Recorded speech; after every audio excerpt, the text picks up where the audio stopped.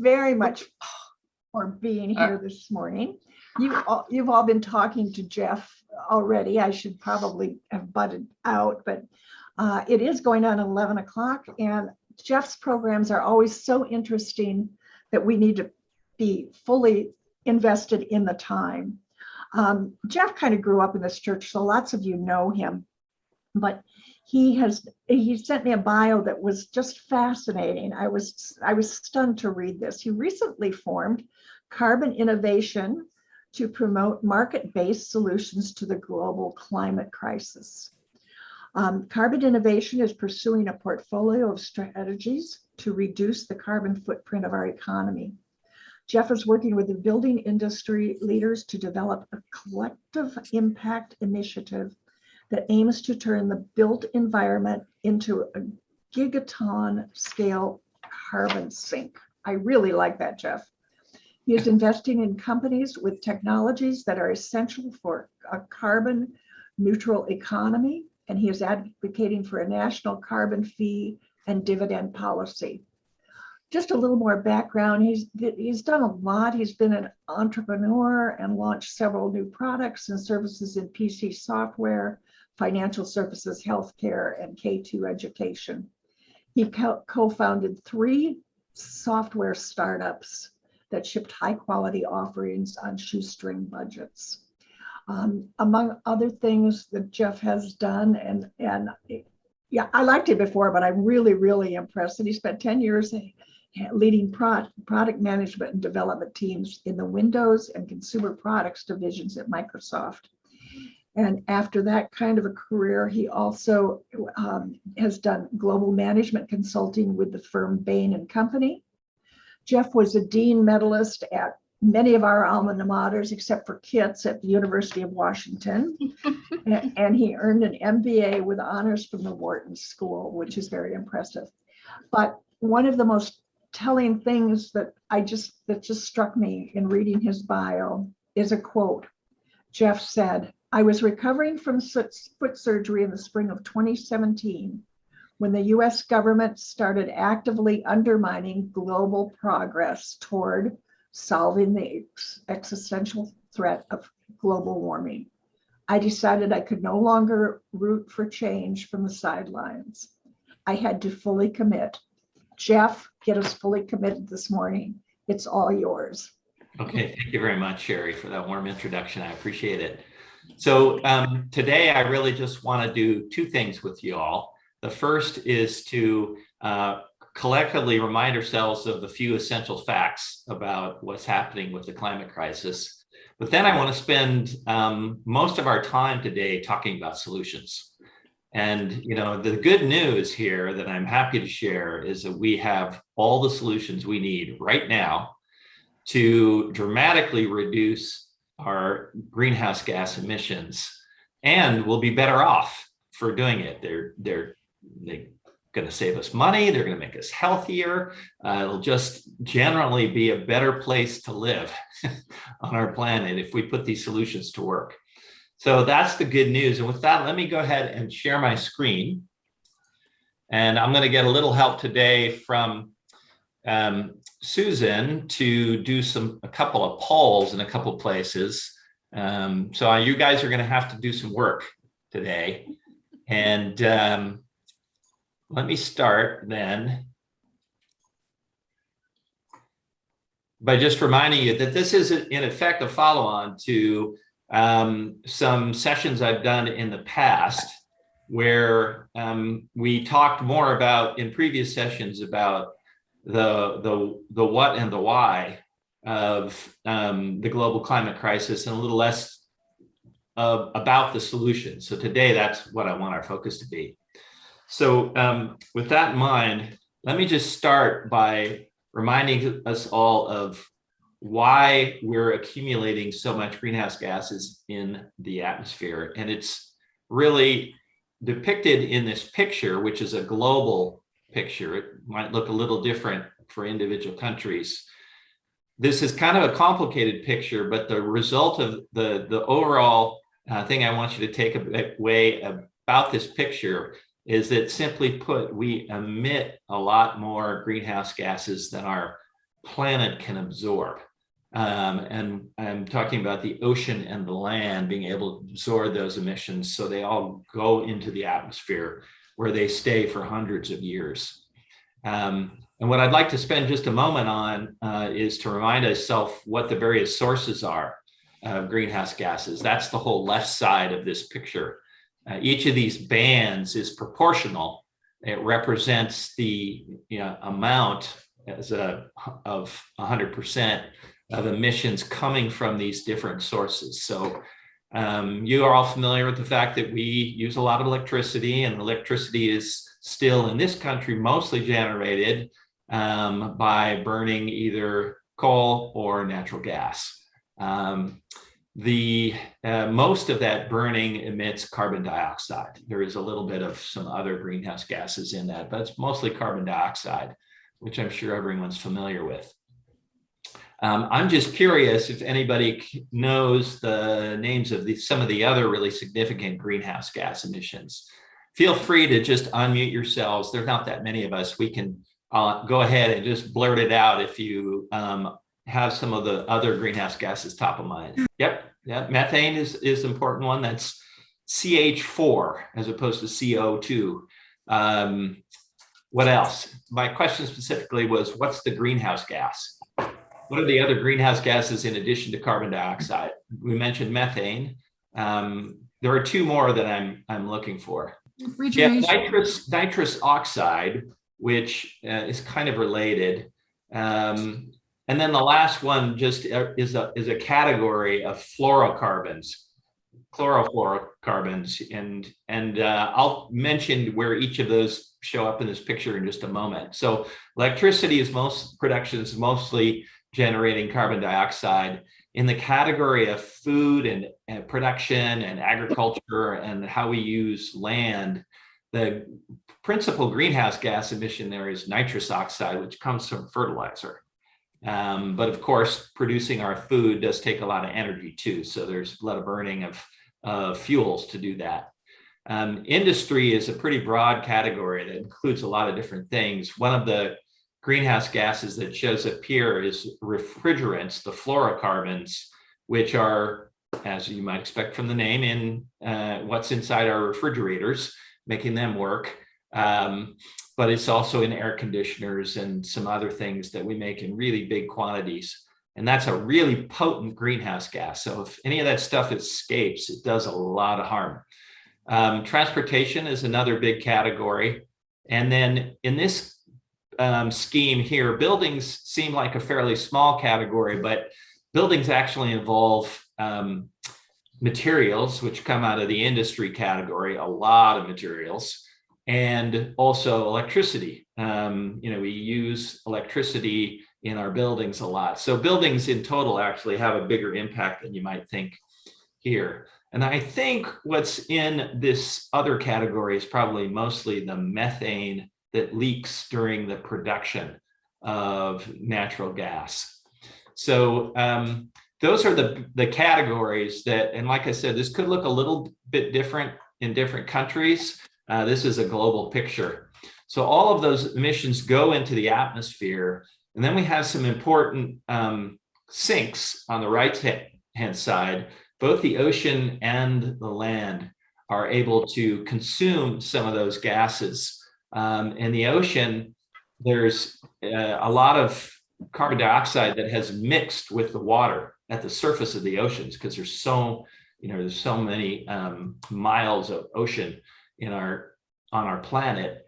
But there's a big problem that results from that mixing. Does anyone have that top of mind? Go ahead and just blurt that out.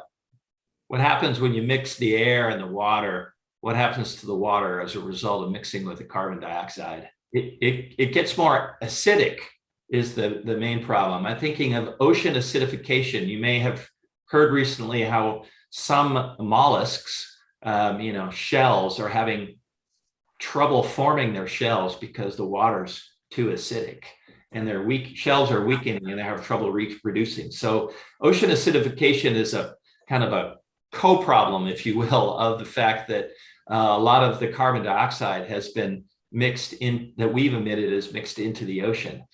Now, in the case of land, a lot of carbon dioxide gets consumed by plants. And what we really have to be mindful of is that we have to really take care of these carbon sinks because they're doing a lot of important work for us. The remaining almost 60% of the emissions are accumulating in the atmosphere.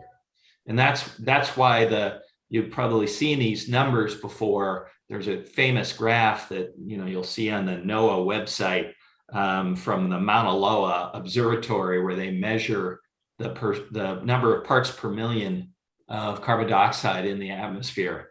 And that number has been going up, and it's reached 420 recently, up from about 350, I think, 280 before we really started the Industrial Revolution, but then 350 is kind of an important number because that's what scientists believe is sort of the upper limit of what we can have in the atmosphere and have a stable climate for the future.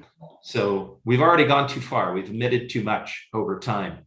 Now, I promise not too much bad news. So today, so I'm going to just kind of summarize the key things we know about, and then I want to just pause for a moment and see if there's some questions that come up. So, keep in mind that we know that this global warming phenomenon is happening right now. The evidence is all around us in all sorts of forms. We know exactly what it's coming from. It's coming from our burning and our use of fossil fuels, including, for example, the use of fossil fuels to make something like fertilizer, which we spread in huge quantities in agriculture, which interacts with the air to release nitrous oxide. It is truly an existential threat, and that sounds like a real abstract term, but what that fundamentally means is that people are dying today because of global warming. And we see it most significantly and obviously when there are what we call natural disasters. I call them now climate disasters, whether they're huge fires or huge floods or hurricanes, which are all becoming more severe and more frequent as a result of global warming. But going forward, there's going to be other kinds of threats, including food and water shortages. And that will ultimately lead to even more problems like conflicts. So we don't have a lot of time. It's probably the biggest change that's occurred in the past couple of years is the science has really gotten tightened up about how fast this is all unfolding. And the current best available science we have says that we need to cut our emissions in half by 2030. So during the next 2 years, this is no longer some distant problem that future generations can take care of. This is right now something we have to do, and we have to cut our emissions in half by 2030. Now, like I said, the good news about all this is we have all the solutions we need to do that. And so that's what I wanted to spend the rest of the time on today. But before we start doing that, are there any questions about what's happening right now that you wanted to ask? All right, I'm going to take that as a sign we should jump right into the solutions. Now, I was going to actually have everybody break out, but there's not that many of us. So why don't we just talk about some of the solutions for a moment? I want to record some of the ones that you all are aware of. And when I talk about a solution, I'm thinking of a tool or a technology that we have. So I'm going to just write some of these down on the screen. Why don't you go ahead and just tell me about some of the ones that you're aware of? Solar panels on houses. Okay, solar panels. Electric cars. EVs. Hydrogen-powered cars. Hydrogen, there we go. Bicycles. Electric, I'll call them EVs. Where'd that go? Looks like I have to. Any others come to mind? Well, can I? Go ahead. Better recycling. We're good at recycling, but we haven't found the solution at the far end. We sort things and put them in right bins, but they haven't quite gotten there at the other end. All right. Well, I'm prepared today to talk about all of these things and some more. So I think, fortunately, we should be able to get to all of these. And if more come up as we're talking today, feel free to bring them up. So with that, I'm going to go ahead and jump right in. So there have been a lot of really high-powered people who've taken a look at this challenge of how we decarbonize our economy. I'm talking about mathematicians and statisticians and economists and scientists, and under the auspices of the UN in various countries around the globe, they've developed models that show us a pathway to decarbonizing our economy. And this has even been done recently in Washington State for our own state. And some friends of mine at the Clean Energy Transition Institute sponsored that effort. So what we've learned from all these studies is that there are, in effect, 6 things, and I've added a 7th, that have to happen. And all of these have to happen in parallel here, and they have to happen now. And some of them will be more important in some places than others, but here they are. One is reducing the amount of energy we use per person in around the world, and especially in the wealthier countries with more developed economies like the United States. We are here, frankly, very wasteful in our use of energy, and that's partly because it's been so cheap for us, and we have a lot of resources. So we don't pay that much attention to it. The second thing that's really important, and that we are kind of blessed in Washington State, is in generating clean electricity. As you know, we have a lot of dams along the Columbia River that have been generating renewable electricity for many years. So in this state, something like probably close to 75% already, maybe even 80 now, of our electricity generation is coming from renewable sources, which is not true for other states. Now, once we have clean electricity, we need to use it to electrify most other sources of energy that we're using today, other applications like transportation and industry and heating and cooling buildings where we need energy.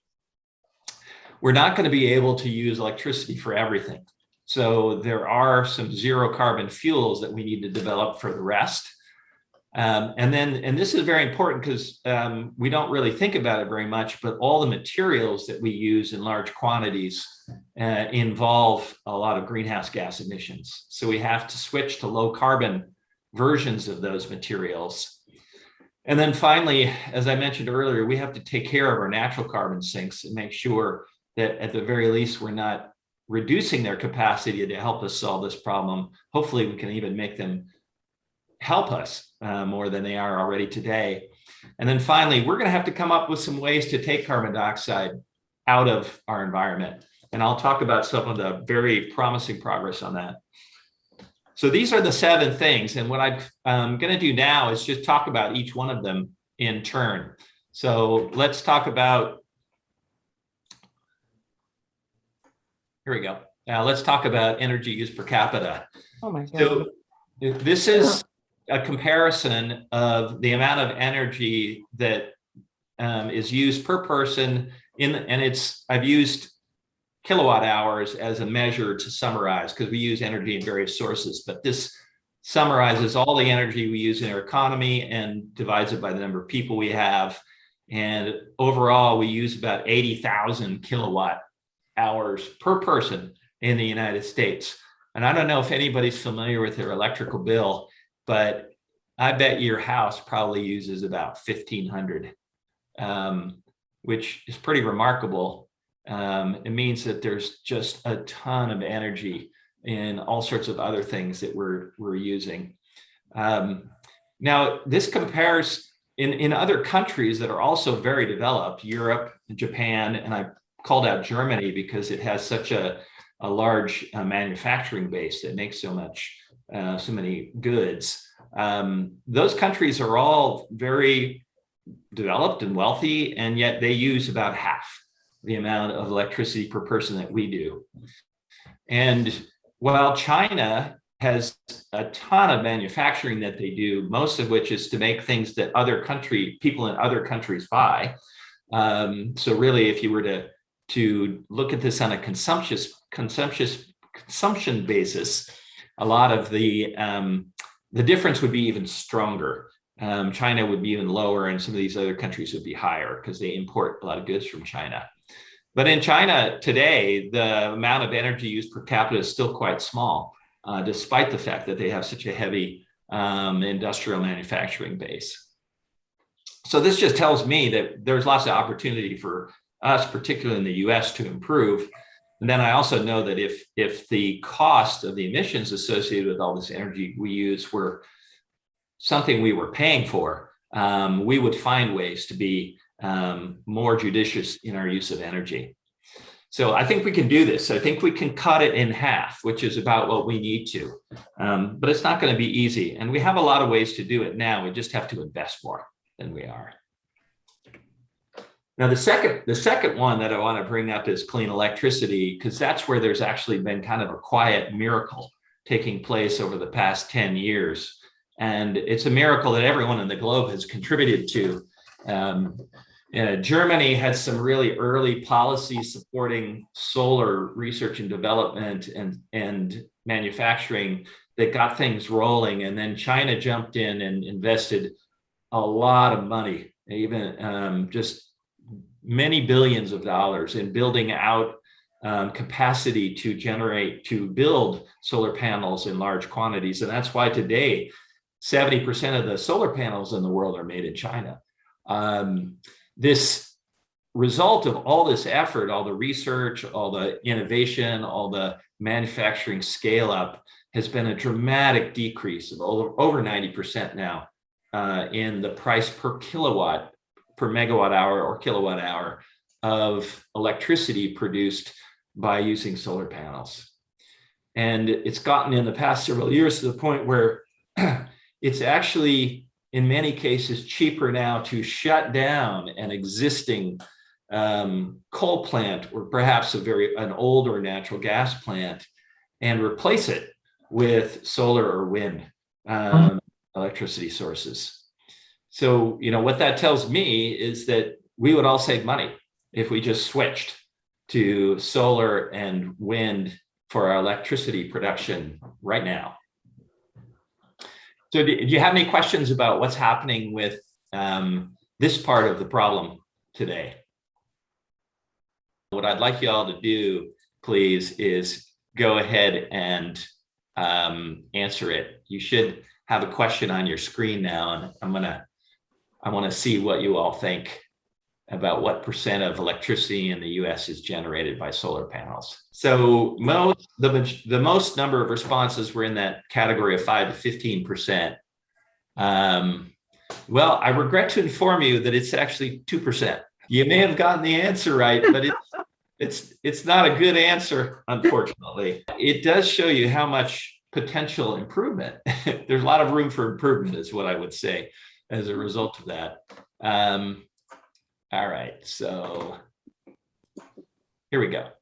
Now, the problem that everyone talks about with solar or wind electricity production is that the sun's not always shining and the wind's not always blowing, which is, of course, true. But there's usually some place where it is. So one of the things we can do is just move electricity around by having a better national grid. But the most important thing we can do is to start storing electricity. Today, most of our generation is immediate. We're constantly balancing all the demand for energy by just scaling up the amount of burning we're doing of fuel to generate more electricity. Well, what happens with solar in particular in places like California, where there's lots of it, is that you've got way more of it in the middle of the day than they need. And so they need a way to store it so they can use it at the end of the day. And that's where there's another quiet revolution happening that's so encouraging, and that is the cost of storing energy has been falling dramatically. Lithium-ion batteries are one way to do that, and they're one that we all are probably most familiar with because they're in cars now, but they're also in cell phones, in computers. That's really where they got their start. But in the past decade, again, they've been dropping dramatically in price as well. And the implication of that is that they're going to start showing up in all sorts of applications.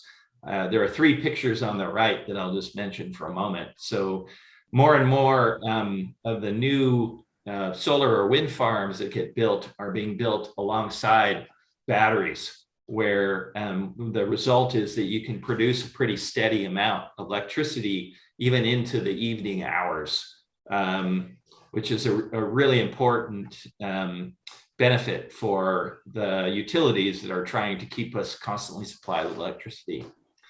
They're also showing up in transportation a lot. And it's not, I have a picture of a car here, but Mom, I know you have your electric bike, and I know people have electric scooters, and they're just everywhere now, and particularly in other countries, which we'll talk about in just a moment.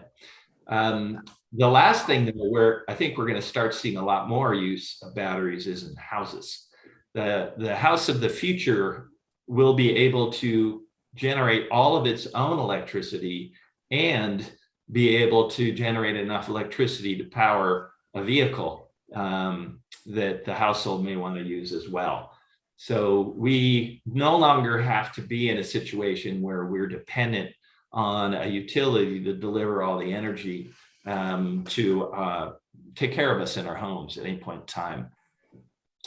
Now, the lithium-ion battery is going to face some limits, and we're already starting to approach kind of a point in time where they'll start to slow down in their improvement. But there are some other new chemistries coming along, like, for example, iron flow batteries for utility scale storage, or zinc flow batteries that are going to significantly reduce, like maybe cut yet in half again, the price of storing electrical potential. So this is super encouraging when you combine the clean generation with this storage capacity. This is the revolution that we now are at the beginnings of. Any other questions about storage?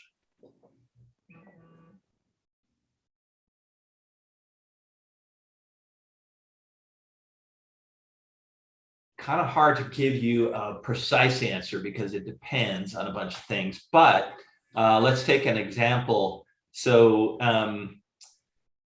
think about the batteries in a car. You can kind of picture the size of, if you lay a bunch of batteries down on the floor of the vehicle, that's where those batteries are being kept right now. And actually, let's break it down to the littlest module, which is a lithium-ion. They call them jelly rolls, but they're basically like a D cell battery, only a couple of them stacked on top of each other. So if you picture one of those, that's the smallest unit that's collected in packs inside your vehicle. And that total in, for example, my Nissan Leaf is about 30 kilowatts. 30 kilowatts could potentially, let's see, that could run, you could run a bunch of your house off that for hours. And if you've ever seen a Tesla Powerwall in a picture or in an article, it's kind of like a refrigerator size, and that could run a subset of the loads in your house for a couple of days in the case of like an outage. So yeah, that's the thing that's different about storing energy in a battery as opposed to storing it in the form of a liquid fuel is that it's not nearly as energy dense. It takes more space to store energy. And that's been the fundamental sort of technical challenge that we've been making a lot of progress on, but is still a fundamental limitation.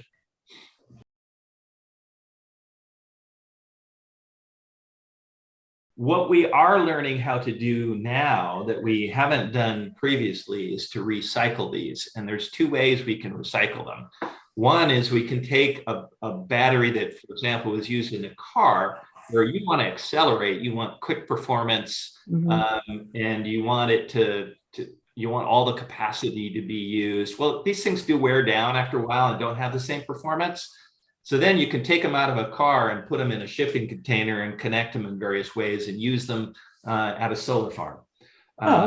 So they can have a second life in a different kind of application that's not as demanding as accelerating a 3,000-pound vehicle up a hill, or over a pass. So that's one way we can get a lot more mileage out of an existing battery. The other thing we can do is to actually build them out of things that aren't rare. Like, we're doing a better job of this now. We're moving to metals like iron and zinc and away from things like cobalt and nickel that are more rare and more difficult. And we're also learning how to design them in ways that makes it pretty easy to recycle them.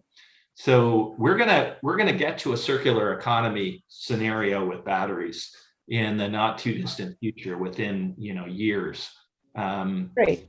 And that's very promising, because that was one of my biggest concerns. I remember when we were talking about this yesterday at brunch, when we bought we were thinking about buying an electric vehicle in 2010, but we bought one of the Volkswagen vehicles that ended up being a cheater. I feel kind of embarrassed because I was worried about the environmental impact of the batteries. How long do they last? What happened to them when you're done with them? I couldn't really get a clear picture of that, so I ended up just going with what I already knew that turned out to be. Yeah, we're making a lot of progress on that. Now, the next thing I want to talk about is how we then take all this clean electricity that we're generating and storing and put it to work for us.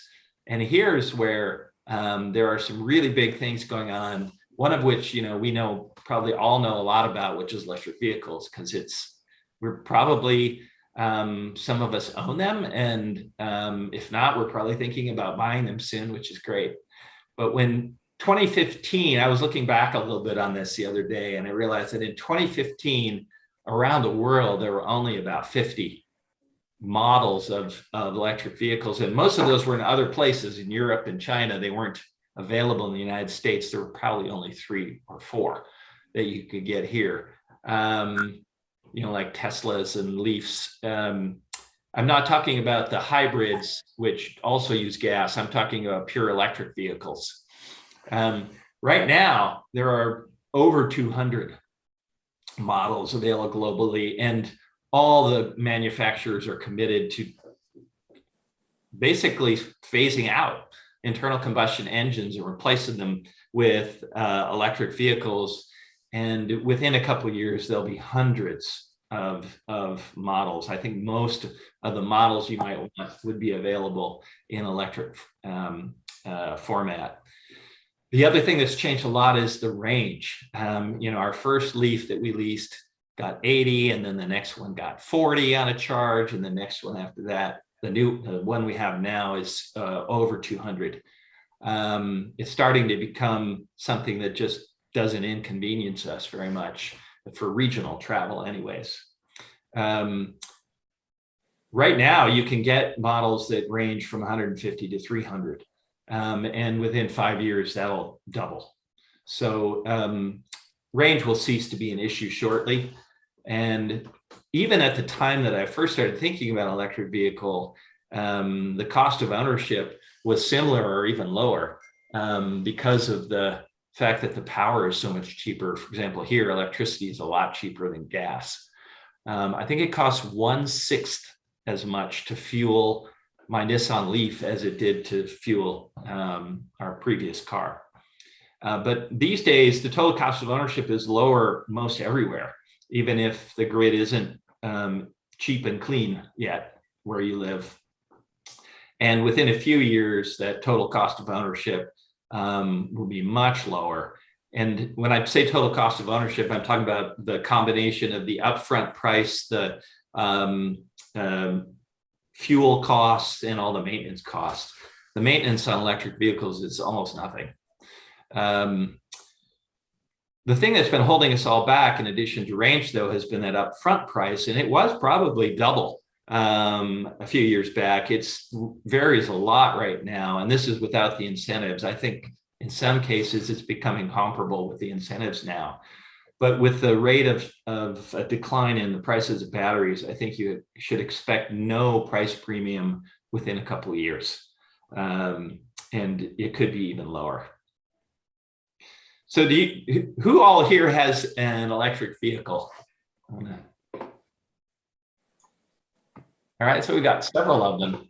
Yeah, I think they're personally just a better experience, which is why I think as that word gets out and as the price falls, hopefully you can all promise me you will never buy another internal combustion engine vehicle.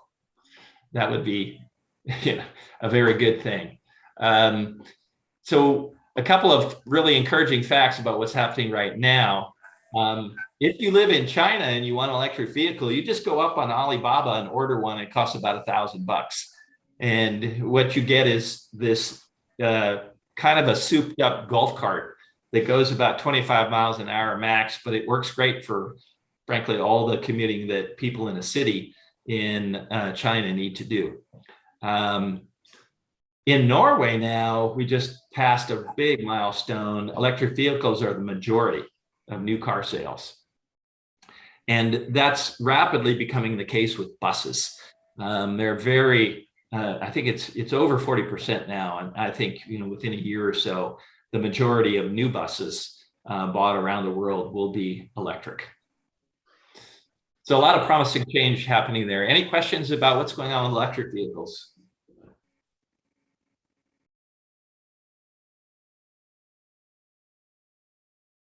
So you have a couple of options. One is you can trickle charge, meaning just plug into an outlet somewhere. So if you are close enough to an outlet that you can run a cord over to it, which we do whenever we go visit friends, you could probably, given the range of these batteries now, you could probably meet most of your needs just by remembering to plug it in at night. If you forget, or if you need to go some long distance in a day, there are networks of chargers that are popping up. It's a big area of investment, and they're starting to show up in Walmarts and other big Targets. And those are the fast chargers that I'm talking about, where, yeah, you may need to sit for 15 to 30 minutes. Like if we do a trip to, in a day trip to Anacortes and back, or to Bellingham and back, we might need to stop briefly on the way back at a Walmart and do that. So that's kind of covered now. Okay, good. And there are more innovations coming where apartment buildings can have somebody come out and install devices that you can share that are a higher capacity plug that will take 4 or 5 hours rather than overnight to charge. Gotcha. Okay, thank you. So lots happening there. It's still very formative. All right. I had a similar poll. I'm gonna do this as a show of hands and just see what people think. So how many people think that less than 1% of US new car sales are electric vehicles? Okay, 1 to 5%. Got several hands up. 5 to 15%. Okay. Anybody think it's 15 to 30? All right. So this is gonna be a theme today, but the answer is actually 2%. It's really low. And frankly, almost all of that's California. So if it weren't for California, the US would be well below 1% on this, and which is really disappointing. And hopefully the word will get out fast that the electric vehicles are quickly becoming a much better deal. Now, the other big thing that we need to do a lot more of when I talk about electrifying our energy use has to do with buildings. And now this is something that I'm sure many of you are also familiar with, which is heat pumps. Does anyone have a heat pump? Yes. Yeah. Yep. We Okay. We've got several of them. So in a nutshell, a heat pump works on a very simple principle of moving heat from one place to another rather than trying to create heat by burning a fuel, for example. So this particular picture right here is showing the moving heat from inside to outside. So it's cooling your house. And kind of in a simple explanation, the way that works is you take the hot air in the house and you run it past a refrigerant in a coil that has been compressed. And when it's compressed, it gets colder. And then as a result, it picks up the heat from that air, and then you move the refrigerant outside and let it exhaust the heat. And then you just kind of repeat that cycle. So that's the heat pump in the cooling mode. In the heating mode, it just does the opposite. It takes ambient air that has some heat in it, even on a cold day, and runs it past a refrigerant that's been cooled down even greater. So that refrigerant warms up, and then it moves refrigerant inside, lets it release the heat, and then compresses it again to make it cold, and then repeats the cycle. So that's the way heat pumps work. And they are, I think, a really essential tool for us in decarbonizing all our buildings. Because today, I think it's more than half, probably about half of buildings are heated with natural gas. And then others are also heated with kerosene or propane or oil in some cases. And then a fair number with electricity, but it's resistance heating. You basically warm up a material with the electricity, like these little fins that you've seen. And it's sort of like the little space heaters work. It's the same sort of principle. You know, the wire gets hot and it from the electrical current being run through it. And this is a much more efficient way to do it. And they're increasingly becoming much less expensive now, so that it makes sense in most new construction to go all electric. Still a bit of a challenge to make the economics work to take your existing house and replace your existing boiler with gas boiler with with a heat pump. So any questions about heat pumps or just heating and cooling buildings in general?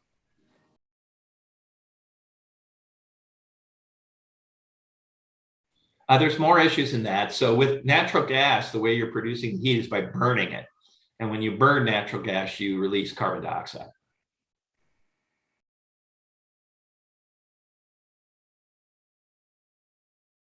So you can't store electricity at your house. And so the same issue yes, you can solve that using electricity as well as natural gas. It's not inherently a feature of natural gas. All right, so I'm going to just give you the answer on this one. It's down around 1%. As with the other technologies, we've got a lot of work to do to switch to using something that's consistent with solving the global warming crisis.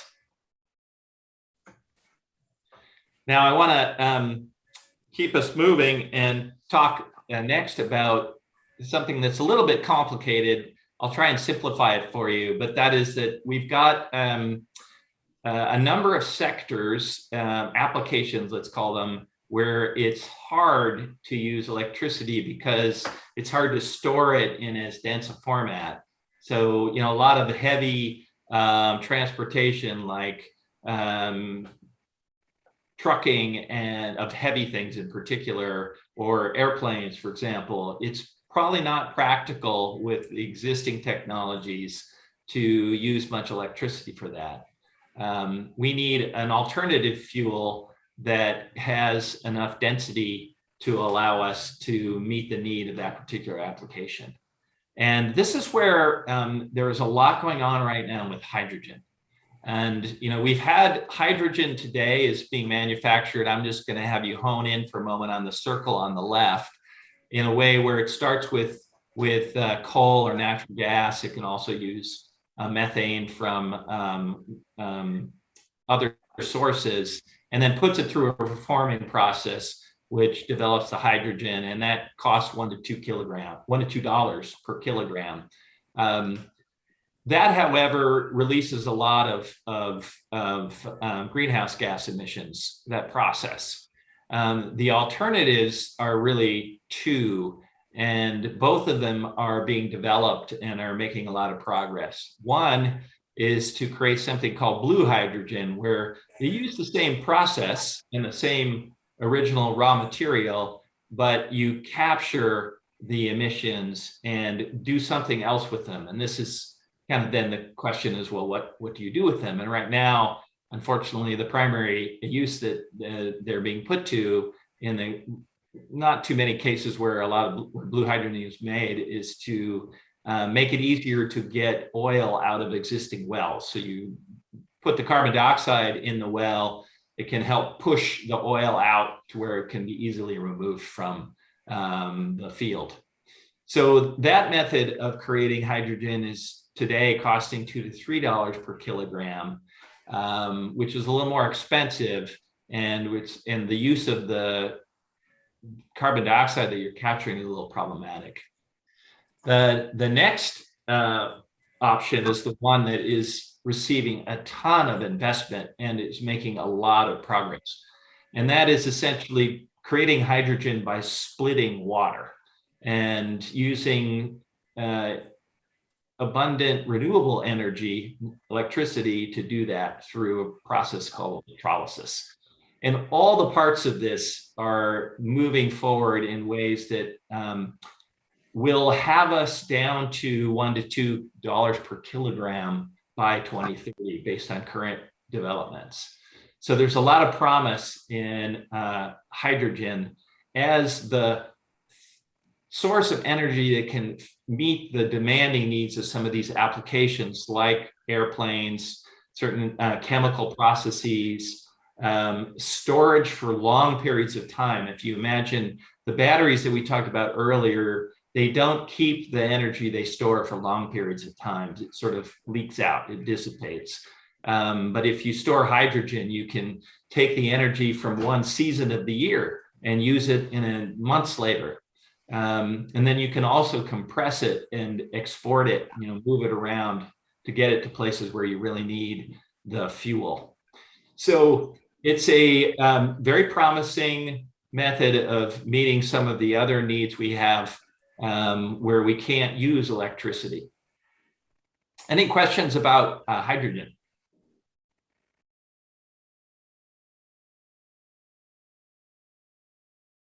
Well, all the other fuels blow up too, some of them not as explosively. And it really involves innovations in our storage technologies. And for that, for example, I'm an investor in a company that makes hydrogen storage tanks, and their business is taking off. I specifically didn't use the word exploding, but it is literally growing dramatically because there are many places where industries want to use a fuel that has the features of hydrogen, and they figured out how to build tanks that can store it very safely. And their carbon fiber is a part of it, but also the way they build the valves, et cetera, is really critical innovation. So that problem can be addressed. It's not simple, but it can be addressed.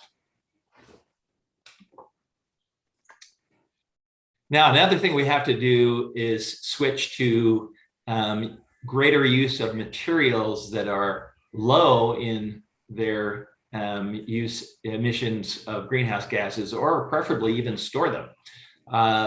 And the big three in this are concrete. Cement really is the part of it that's really greenhouse gas emission intensive, steel, and then wood. So one thing we can do today to reduce and you may have heard this statistic before, but just put this in context. If cement were a country, or if steel were a country, they would be probably numbers 2 or 3 on the list of the highest emitting countries. So the quantities of these materials that we use are so huge that the environmental footprint of them is also enormous. And it's not just the energy that goes into making cement or steel, it's the actual production process itself. The chemistry of making these materials releases a lot of greenhouse gas emissions. So there are methods now that are being developed to actually push carbon dioxide into concrete and use it as part of the curing process. So we actually store it in the concrete. There's a company called Carbon Cure that's kind of leading in developing this. But even more importantly, in the case of concrete, we could use a lot less of it without even changing it. The way our building codes and things work right now, and the way just our practices work in building, we over-specify concrete. And the result is that we can cut our use by about 30% if we just changed our habits. Steel is a little more problematic. We can do a lot with steel by recycling it. It's one of those great opportunities, as with aluminum, to turn it into a circular economy. But in the case of places like China, where they've needed to use a lot of new steel, the methods for building it, for creating it right now, are very greenhouse gas emission intensive. But there are some very promising alternatives now, one of which uses hydrogen as part of the process. And that's depicted in this middle picture, where this is some of the early steel coming out of a plant in Sweden, where they're developing a pilot plant for this process. But one of the things we can do right now that will help both our land carbon sinks be enhanced and reduce the amount of some of these materials is cross-laminated timber. So this picture on the right of this building is a building that's made mostly with wood panels. And if you take small dimension lumber and stack it together and attach it to each other with glues, mostly is what they use to do it, you can create something that has some really great characteristics for building floors and walls. You can also make beams out of this. And they can substitute for a lot of steel and concrete as a result. And codes are now being changed around the world to enable higher buildings to be made out of mostly wood. So we're starting to see more of that, and that's an important way for us to not just reduce these other materials, but also create really beautiful buildings. Some of these buildings are really lovely on the inside. A couple other examples I'll just bring up because they're ones that I'm personally very familiar with because I'm investing in these three companies. Clean Fiber is a company that makes cellulose insulation, which is out of fiberboard. Think Amazon boxes. So if you take all the used Amazon boxes, they can take that as their raw material and create insulation instead of using, for example, rolls of fiberglass insulation, which is very energy intensive and releases a lot of greenhouse gas emissions. And the qualities of their material are so good that their business is also taking off. In the US, we've had cellulose insulation that's been made primarily with newsprint, and that feedstock is drying up as we have less and less newspaper. In places like Finland, cellulose is something like 80% of the insulation that's used. Here it's like 5%. So there's lots of opportunities to use this very renewable product in our homes and stay totally warm in the process. Another really important thing we need to do is to use less peat moss. And I didn't even know this was a problem until a couple of years ago. And I learned about it when this company Pit Moss was made known to me. And they take waste cellulose, mostly combination of newsprint and other and cardboard and other sources that would otherwise be in a landfill. And they use it to make a growing media that is able to basically grow bigger, stronger plants. And they've got a lot of good evidence for that. And their business is really taking off, selling into, in particular, plant growers, nurseries where they have a lot of potted plants. So that's a much better alternative than peat moss, which is basically made by ripping up a bog, shredding all the material that's in it, drying it out, which takes a lot of energy, and compressing it, and then shipping it somewhere where it may get repackaged again. So a lot of Canadian bogs in particular, that's where most of the peat moss that's used in this country comes from. A lot of the bogs are being destroyed for our gardens. The last one on the lower right is a really great example from the southeast corner of this state. The company Columbia Pulp has developed a process to take waste wheat straw from the Palouse region and use it to create several products. The primary one is this packaging board, which you see in these pallets or in these stacks in this big warehouse. And that's something that companies that make packaging will take, and they re-wet it and mold it and use it in their process to make boxes and egg cartons and things like that. But the effect of their process is that wheat straw that used to be burned is now getting sold to this company. So it's an extra revenue stream for farmers, and they don't have to burn in their fields. The other thing that's really great about their plant is that it's a totally closed loop system. And after there's a lot of water that gets used in it, but after they kind of filled up the system, all the water gets recycled within the plant. So it does a great job of creating this material without cutting down any trees, which is the source for a lot of this packaging material today. And I put in the upper right corner of the picture in the warehouse, one of the few waste sources they have right now is the very fine pieces of straw that don't work in their process.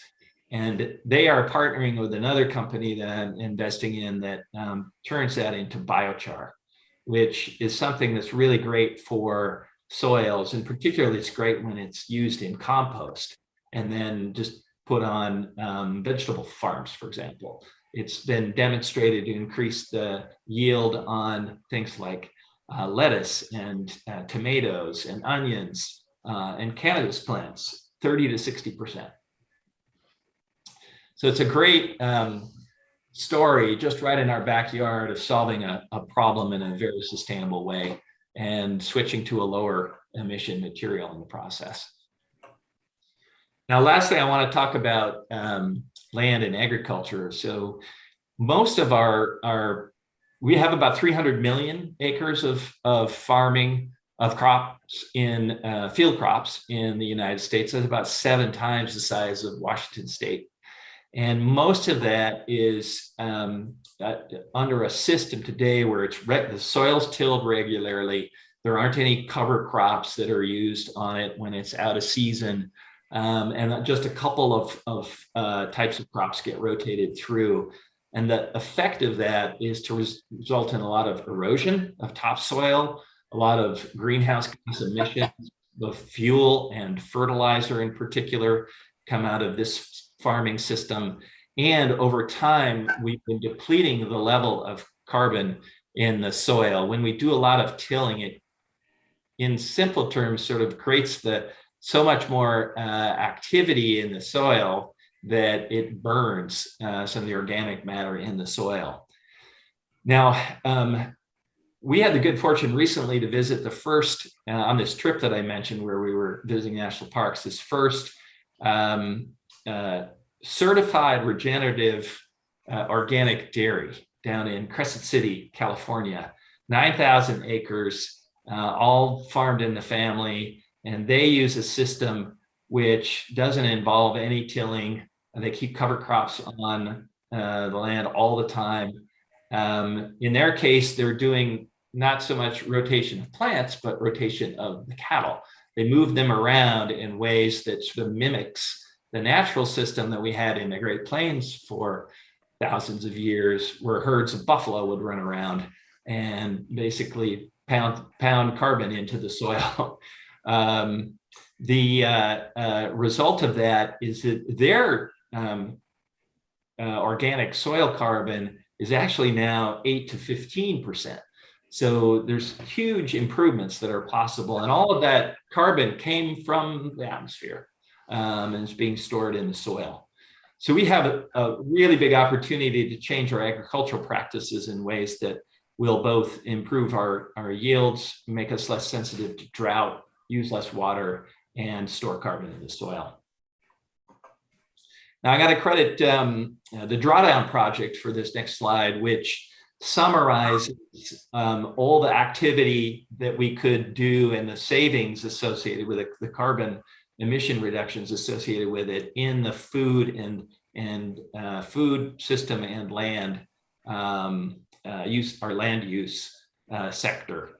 So there are three things that are in these groupings. One is having less waste of food and changing our diets to include foods that have a lighter carbon footprint. The second is to change the agricultural practices, which we've just been talking about. And then third is to protect those natural carbon sinks. And I wanted to bring this up just to show you that all of these things we know how to do today. We're just not doing them at great enough scale to actually affect the problem. So the bubble charts are intended to represent the opportunity for emission reduction by, for example, reducing food waste, switching from using less meat, particular beef, and using more plants in our diet. I mentioned peat. If we do a better job of protecting peatlands per acre, they're the biggest carbon sink we have, and that's why that bubble is so large there. So when you add all of these changes up in this sector, it comes to a very large number. And then, as I mentioned earlier, that lastly, we've gone so far now over what our best science says is a stable, an amount of carbon in the atmosphere to have a stable climate in the future, that we've got to figure out how to take some out. And there's been a lot of engineering work done at companies like Climeworks and Carbon Engineering. The Climeworks facility that's pictured on the left is in Iceland, where they use renewable geothermal energy to run these big fans that push air past a surface that attracts carbon dioxide molecules, and then they create steam which releases the molecules, and they capture the carbon dioxide, and they're actually burying it in rock formations underground. So this is a big system that's pulling carbon dioxide out of the air, even though it's very dilute in the atmosphere. The same thing is happening through slightly different processes, carbon engineering, whose Squamish plant is depicted on the picture on the upper right. And Squamish, British Columbia is where the plant is located. What they are doing with their carbon dioxide is actually developing fuel and selling that into the renewable fuel standard market in California, where regulation has now targeted some reduction in the greenhouse gas emissions from fuels by mixing in fuels that don't have a high carbon footprint. Now, those two things will get you only so far. We also have to figure out, I think, and this is a big opportunity, to take it out of seawater. And there is work being done on that even in our backyard here at the University of Washington. There's a chemical oceanographer I met who's developing a system that they've got going at a lab scale now that will actually do something similar with seawater, where you move a bunch of seawater past a membrane that pulls, and they pull the carbon dioxide through the membrane and then collect it. And then the question is, what do you do with it? Well, it turns out that there are a lot of good places in the ocean to bury carbon dioxide. So we have opportunities to turn back the cycle where we've released too much carbon dioxide and other gases into the atmosphere. And that's something we're going to have to do a lot more of. All right, we're approaching the end of our time together today. Actually, we're a little past it. So thank you for hanging with me. I just want to wrap up by mentioning a couple of things. The first is that we're very short on time to get this work done. Since the Industrial Revolution started and we began using oil and coal in large quantities for all sorts of purposes, and then we had our large growing population, our carbon dioxide emissions every year have just steadily risen. And only in the past year during the pandemic did we finally get on a track to reducing them, but that was short-lived.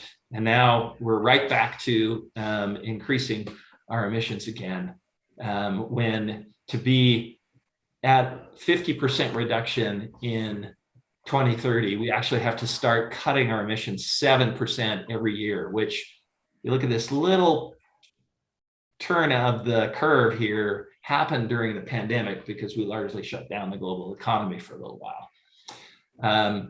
So we have to figure out how to get those annual emissions to happen without shutting down the global economy, which we can completely do if we put the kind of solutions that we've just been talking about to work at big scales. And the problem, if we don't, is that we may lose our ability to affect this problem, because there are a bunch of feedback loops that will make this amount of carbon dioxide and other greenhouse gases that are being accumulated in the atmosphere even worse.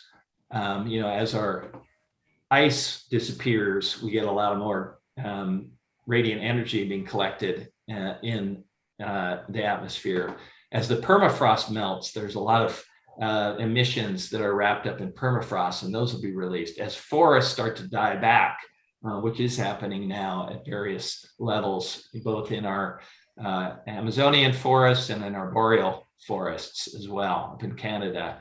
As the ocean starts to warm more, we get more greenhouse gases from water vapor. So all of those mechanisms are ones that if we let them get too far, they'll become self-reinforcing and we won't be able to solve the problem anymore. And finally, here's what we have to do as individuals. If you look at the amount of just of carbon dioxide, I didn't have a really good way to depict the other gases, but this is 80% of the problem. We today are one of the countries that has by far the greatest emissions per capita. Canada's kind of in a similar situation, so North America is much alike. A number of other countries are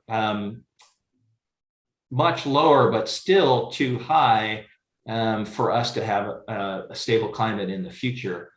There are a number of countries like India and Pakistan, Indonesia, Nigeria, Brazil, that because they're still developing, they have very low emissions per capita. And that's true of the rest of the world too. So the per capita emissions that we have to bring down are largely in the developed countries. Now, to get to, this is our global average today. It's about 5 metric tons per person per year.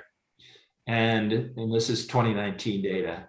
To get to hit our goals of 50% reduction by 2030, we have to be down here at, this is about, I think it's 2.5. And what that means is that there are a number of countries who aspire to live like we do. All these people in India and some of these other large and growing countries, they aspire to live like we do. They want to use a lot more energy. We're going to need to help them skip the fossil fuel system and move directly to renewable energy sources. In the United States, we have to largely retire our fossil fuel system a lot more faster, quickly than we are today, in order to get our per capita emissions down. So it's a lot of change, and it has to happen real quickly, and that's going to require each of us to respond. And that's what I really wanted to talk about next week, is how we can work together to make this change happen. It's really a choice. The way you live your life today, you're increasingly you have the opportunity to eliminate your use of greenhouse gases. So it's not that we have to, do that. We are choosing to do that. And so even in this country, you could choose to live a very low carbon footprint lifestyle if you wanted to. That it's just going to require doing some things differently than our standard operating procedure in our country today. And then the other thing I would mention is that population is generally stabilizing. It's still growing. I don't want to, say it's not, but it is starting to stabilize and taper off. And you're going to tell us how to do this next week? Yeah, I think you already know a lot of the things, but we will work together on figuring out how we do that individually and collectively. Good. Thank you very much, Jeff. Applause all around. You're welcome. Thank you. I appreciate this. And it is time for us to end for the day, and I look forward to next Sunday's presentation. Let us pray. Dear Lord, thank you for this wonderful earth, and please teach us, help us how to turn this around so that the earth stays wonderful and welcoming and a great place. We have been guilty of not treasuring what you have given us, and we need to change our ways. Go in peace to love and serve the Lord. Amen.